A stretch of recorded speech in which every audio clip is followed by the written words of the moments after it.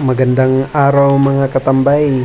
It's time to referring my DIY egg incubator. Ang gagawin ko dito mga ka-idol is dadagdagan ko ng ilaw itong egg incubator ko for manual switch purpose only.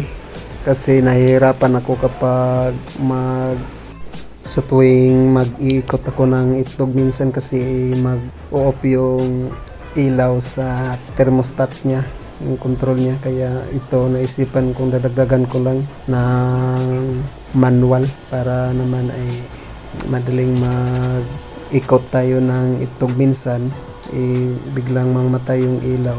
Kasi ito ay trial lang muna kasi naubusan na pala ako ng electrical tape. Sa susunod na video mga lods, ipapakita ko na kung paano ito iwa-wirings. Huwag po kalimutan mag-subscribe mga ka-idol para update kayo sa aking mga tutorials video. Thank you for watching.